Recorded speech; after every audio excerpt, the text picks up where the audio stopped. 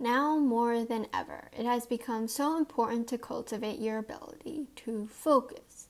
The skill of being able to hone in on one thing in our ever-changing, ever-distracting world has become rare.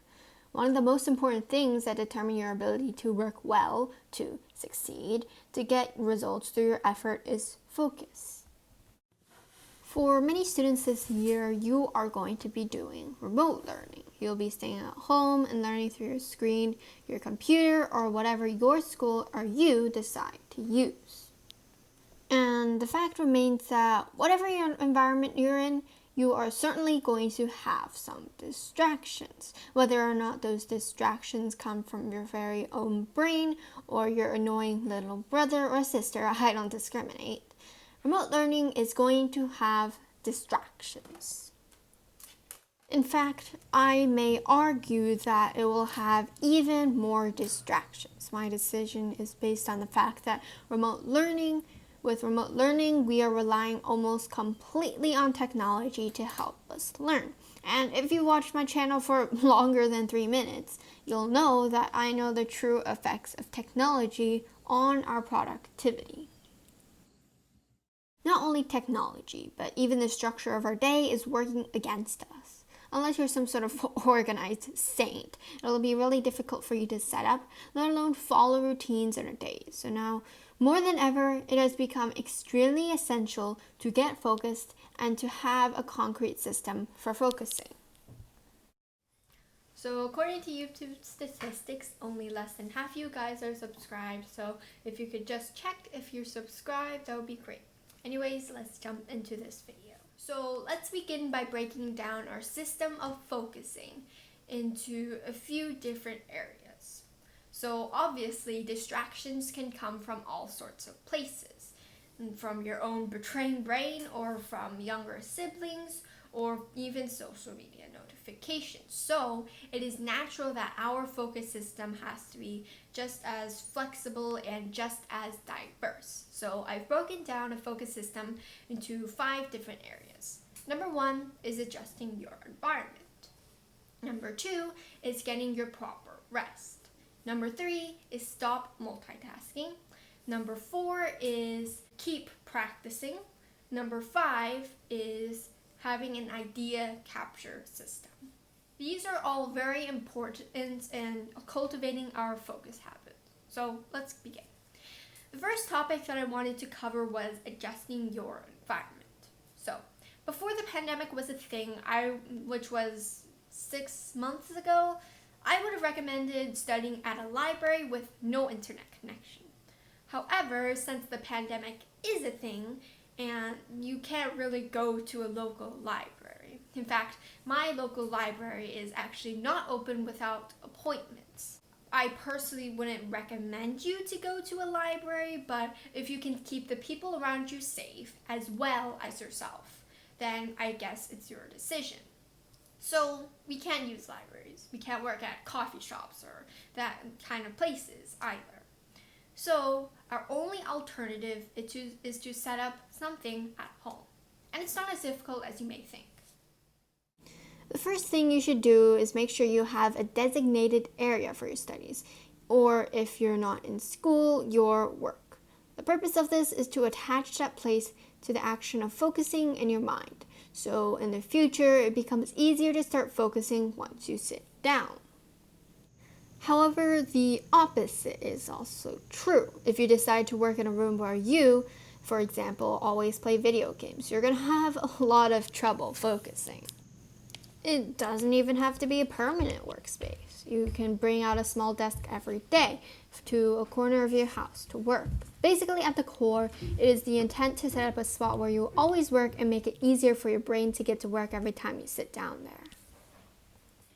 Another thing you need to be wary of while choosing a workspace is distractions. So you want to make sure that you cannot use any of your 5 senses to detect distractions around you. So when I say this, I primarily mean your sight and your hearing. I simply cannot imagine how you're going to taste or feel a distraction. And the only example of smelling a distraction is if you smell something from your kitchen. So I will mainly be talking about your sight and your hearing. So make sure all distractions are out of sight and out of your earshot. There's a few ways you can do this. First thing, obviously, try to face a wall. Don't even face a TV or even a window if the sidewalk is more interesting to you than the things that you're trying to focus on. As for your hearing, I recommend putting on some intentional background noise. There's a few types of background noise that I recommend. Ambient noise, lo-fi music, white noise, or an excellent tool called brain.fm. Notice that I didn't mention classical music. So I don't know about you, this might not apply to everyone watching this video, but personally, whenever I hear a piece of classical music, I'd probably just start conducting along with the beat.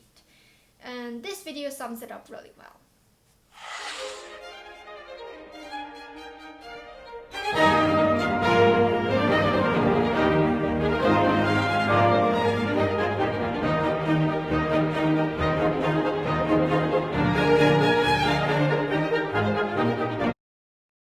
And also, I can't really focus with new pieces like Mall or something on 9 in the background.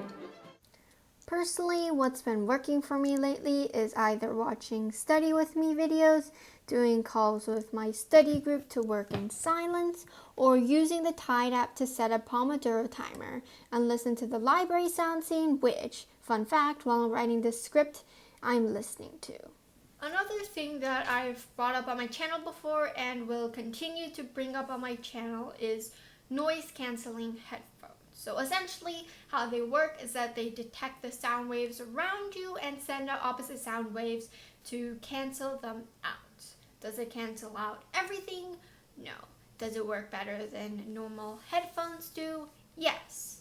So I get it, I'm privileged, I'm lucky, and some people might not have the resources to be able to afford a pair of noise cancelling headphones. But if you do have the resources to do so, I would definitely recommend it. The second thing you need to do is eliminate distractions. Now, at the end of the day, the biggest killer of your focus is the distractions around you. Now, they can range from social media notifications to your very own brain to annoying younger siblings or older, I don't discriminate.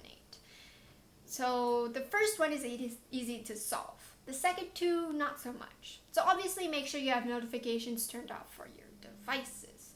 Personally, I only keep on iCalendar, which is my calendar of choice, Google Classroom, and screen time. Yes, not even email. You might be able to make the argument that I'm literally too young to get too much email, and you'd be right.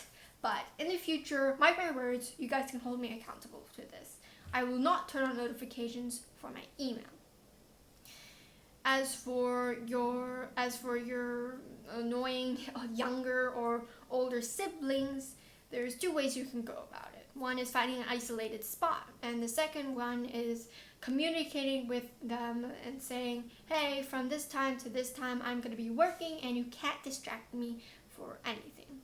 I find that the communication method works better in practice because, finding isolated spots within your house becomes rather difficult. The next most important thing that you need to do to cultivate good focus is getting a good night's rest. Nothing is more difficult than trying to study through the sleepy morning haze, and sleep actually helps your brain remember things, and I'm talking directly to people who like to pull all-nighters here. Science shows that a lack of sleep can cause things like less willpower, which can lead you down to a spiral of bad habits, which again will take away from your ability to focus. We have evolved sleep as an essential tool, and evolution isn't dumb.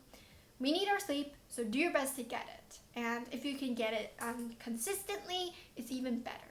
If you can if you can set up a routine that makes sure you get to bed on time, then it makes it easier for you to fall asleep by that time. Ensure makes sure that you're asleep. You are actually asleep by that time, which ensures that you're getting your full night's rest. One of the most important strategies that I've used is establishing a night routine, and it really helps me fall asleep. Nowadays, the talk is all surrounding morning routines, but people don't realize what you do before bed actually counts just as much, and one could argue even more. I like to keep many things in my life simple, and so is my night routine. Here's what it looks like in a nutshell. My cutoff line for work is at 8 p.m. I cannot do anything work after 8 p.m. no matter what. However, lucky me, I do happen to have a class that runs past 8 p.m., but that's my only exception to that rule. So at 8 p.m., I have to wrap up whatever I'm doing. Then I will usually pack up my bags and clean up my workspace, or as Thomas Frank puts it excellently, clearing to neutral. Then I'll begin my nightly journaling session. This school year, I want to focus on my mental health and well-being because I know that this year is essentially the calm before the storm of life begins. In 8th grade, I'll begin stressing about going to a good high school. And in high school, I'll start stressing about getting into a good college. And in college, I'm going to start stressing about getting a job and all sorts of adult stuff. So I'm working on establishing a few good habits that can aid my mental health and prepare myself for the stress in the years to come. And then, after journaling, I'll hop into bed with a book and gradually wind down. At 8:50, I have a strict lights out, and that concludes my day. This night routine helps me to relax and turn my mind off for the day. I'll be honest, I don't follow it exactly every day, but I do my best to follow it, and it helps me get a good night's sleep. Another big killer of focus is multitasking. Like I've said many times before, multitasking is not good for your productivity, and it's not actually possible. While you can do multiple things at once, what you cannot do is do them well or actually focus on both of them at once. A term that Greg McEwen puts really well in his book, Essentialism, is multi-focus. Science shows that you actually can't focus on two things at once. What happens is your attention flicks rapidly from one thing to another, and all while depleting your mental resources and increases your chance of making a mistake. Another term that Cal Newport puts excellently that I find is very relevant to our discussion is attention residue. When you're flicking your attention from one task to another, what happens is you get some of your attention stuck on the last task. And this causes you to take a few extra moments to regain your bearings and refocus. And these small pockets of time add up to a larger, more substantial amount of time, which is, a lot of time waste. One of the practices that has been helping me be able to focus is writing down things that come to mind. I don't know about you, but it seems that every time I try to sit down and focus, distracting thoughts and bunches of distracting tasks just pop up into my mind. And being able to write them down is helping me a lot. So my idea capture system takes the form of a small notebook that I carry around in my pencil pouch. And it's helped me out a lot. As long as it's convenient and it works, I don't really mind. The last piece of advice that I have in terms of focusing is just keep practicing. Focusing is just like any other skill, and with practice you can improve. The key to improving your focus is just set aside time every day to focus, and over time your focusing skills will improve. How are you focusing with remote learning or remote learning? Leave it in the comments down below. I love reading comments, so definitely leave a comment down below, even if it's just to say hi. Also, don't forget you can also subscribe down below, or you can slash your ring finger into the picture of my face that's on the screen right now. And also don't forget to leave a like. All of these help tell the YouTube algorithm to push my content out to more people, which allows me to have a larger impact on this platform. So thank you guys for watching, and maybe, just maybe, You could turn off your device, you could turn off your computer, you could turn off your phone or whatever you're watching me on, and go do some work. As always, stay safe, stay healthy, and stay productive.